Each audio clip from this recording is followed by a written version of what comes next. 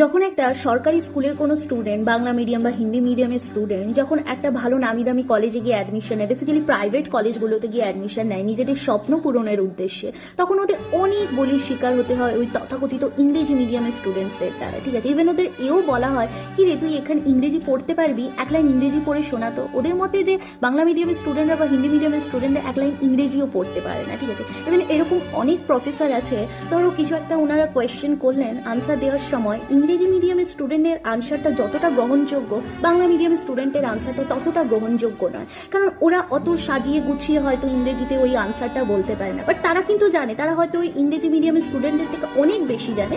But still শোনো, তোমার বাবার হয়তো সামর্থ্য রয়েছে বছরে 40,000 30,000 টাকা করে তোমার স্কুল ফিস ভরার, বা মান্থলি 5,000 6,000 করে তোমার ফিস ভরার, কিন্তু সরকারি স্কুলে এরকম অনেক স্টুডেন্ট রয়েছে ওদের যে ইয়ারলি নতুন ক্লাসে ওঠার জন্য একটা 500-700 টাকা দিতে হয়, ওটা জোগাড় করতে ওদের অনেক কষ্ট হয়। এরকম অনেক বাচ্চা আছে সকালবেলা ঘুম থেকে উঠে বাবার সাথে দোকানে কাজ করে, দুপুরবেলা স্কুল করে, আবার বিকেলে এসে বাবার সাথে কাজ করে। আমি একবার মন্দারমণি গেছিলাম জুন জুলাই মান্থ নাগাদ, ওখানে একটা দোকানে আমরা খাচ্ছিলাম, তো ওখানে একটা বাচ্চা মেয়ে দেখছি খাবার সার্ভ করছে। ঠিক আছে, বাচ্চা মেয়েটাকে আমি ডাকলাম, দেখে লাগছে 10-12 বছরের বাচ্চা হবে। বললাম কি রে তুই কিসে পড়িস? বললো দিদি 6-এ পড়ে। আমি স্কুল যাস? বলছে হ্যাঁ দিদি যাই। আমি এখন যাচ্ছিস না কেন? তখন ওর মা বলে উঠলো এখন আমাদের সিজন টাইম তো দিদি, একটু ও খাবারগুলো বাড়িয়ে দেয়, আমাদের সাহায্য হয়ে যায়, আমাদের দুজনের দ্বারা মানে ওর বাবা মার দ্বারা হয়ে ওঠে না এত কাজ একসাথে করার।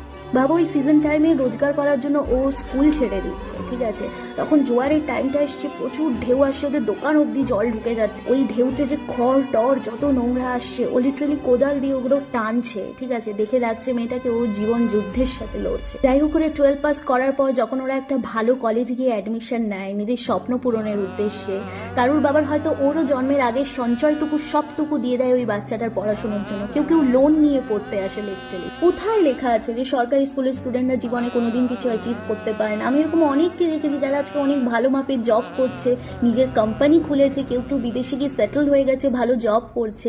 কে কোন মিডিয়ামে পড়ে এটা তো বড় কথা না, কে কোন অবস্থাতে কোথায় পড়েছে, কার জীবনের কি সংগ্রাম তোমরা তো কেউ জানো না। না, এভাবে কাউকে কখনো ছোট করবে না।